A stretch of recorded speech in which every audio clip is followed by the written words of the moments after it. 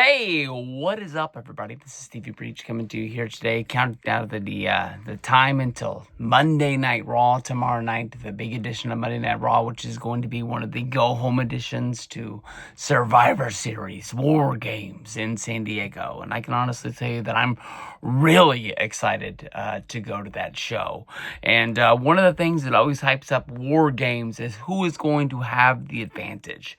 If you don't know what the advantage is and why you want to have it going into WarGames, basically we know that it's going to be a 5-on-5 affair. How WarGames starts is basically 2 members of each team start in the ring for a one-on-one ordeal. And then after a few minutes, one team releases a man to come down to the ring to basically have an advantage, to have a 2-on-1 affair. Let me tell you a little bit of a spoiler. The heel wins this every time. It does not make any sense, basically, to have 2 baby faces in the ring attacking one heel for any moment of this match.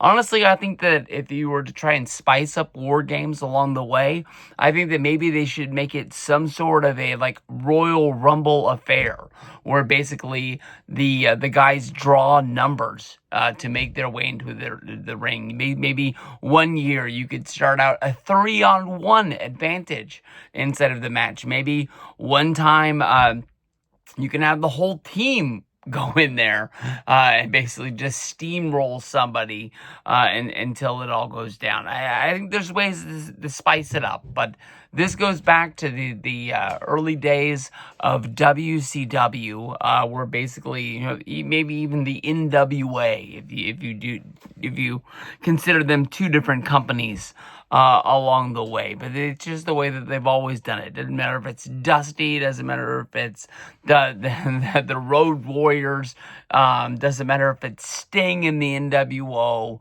It's just the way that it's always been. The heels have the advantage. It should just be in the rules. Tomorrow night on Monday Night Raw, basically everybody is going to be in the building hyping up this match. And the main event of Monday Night Raw is going to be who gets the advantage. We're going to be seeing 2 members of the, I've seen this called the Team Cody / Roman team, going up against the Vision. It looks like the Vision is just the whole team is just going by that name, like back in the 1990 Survivor Series, where everybody had the Hulkamaniacs, the $1 million team, the Visionaries, the Vipers. They came up with cool names, and I always love the Survivor Series because they put teams together that made sense. Maybe every once in a while you got a heel team of just 4 goons getting together that doesn't make a ton of sense, but you could look at them in a locker room and think, these guys are probably friends. Maybe in some weird way. One of the weirdest teams, I think, would probably be 91, when Ric Flair was with the Warlord. They were 2 guys that even it didn't make sense to me. But most of the time, they found a way to put some guys together that you could see at the bar after the show, hanging out, having some fun. When I think about this, I really think that if the baby faces want to have an advantage in this match, you have one of the greatest weapons on your team. There is no reason to put Jimmy Uso inside of a WarGames match if you are not going to use the Usos, one of the greatest wrestling tag teams of all time. I'm not just going to waste your time here with an all-out debate trying to put the Usos into your top 5, but I think that honestly, the Usos have to be top 10 tag teams that have ever been in the WWF. Doesn't matter if it's the Dudleys, the Hardys, the Road Warriors, the / Legion of Doom, Demolition, New Day. The Usos are up there. That's a damn good tag team. That goes way back. They beat just about anybody and everybody. Matter of fact, they beat Roman Reigns and they beat Solo Sikoa on a pay-per-view. So I think that honestly, they could go up against just about anybody on this team.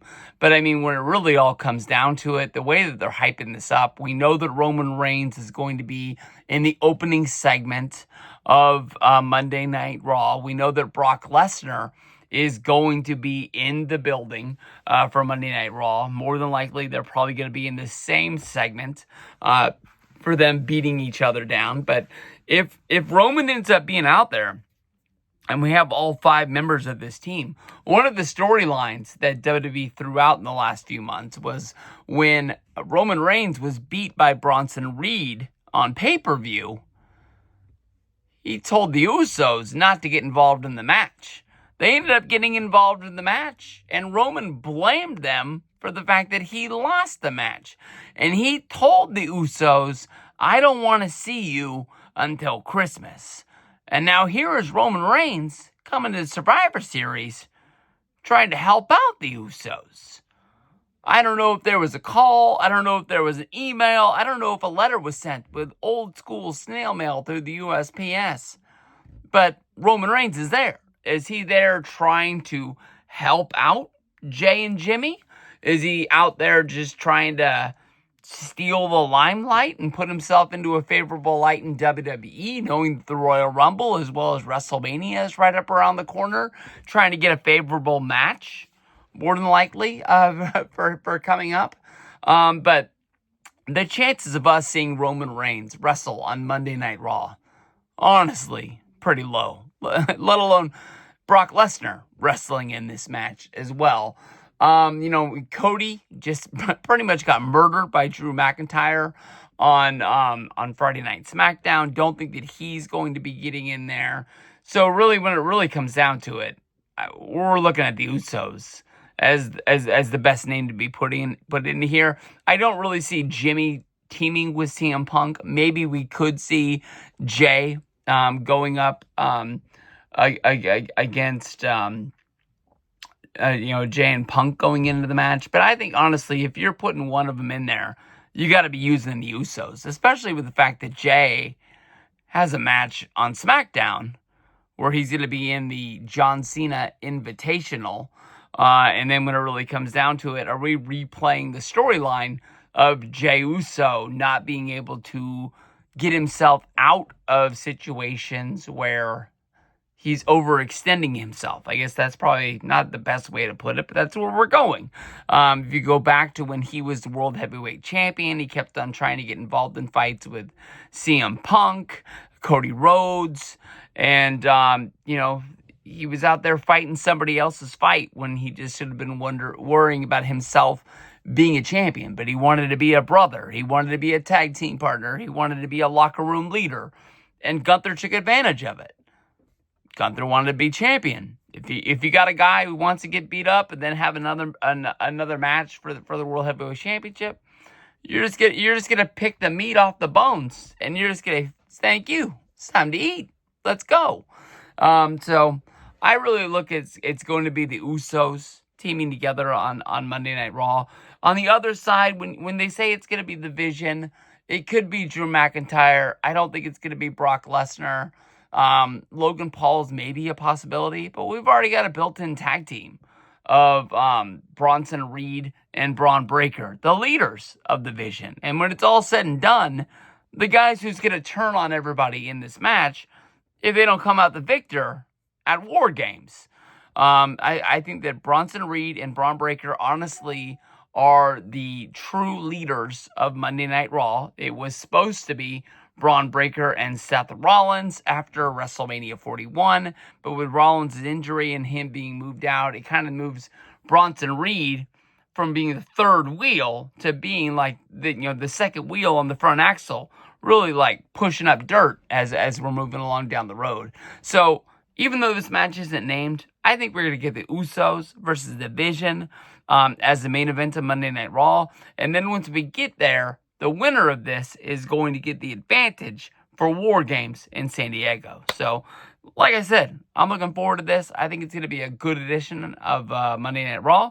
Let me know what you guys think. Let me know what you guys think the match is going to be, what your outcomes are going to be, and we'll see you guys down the road.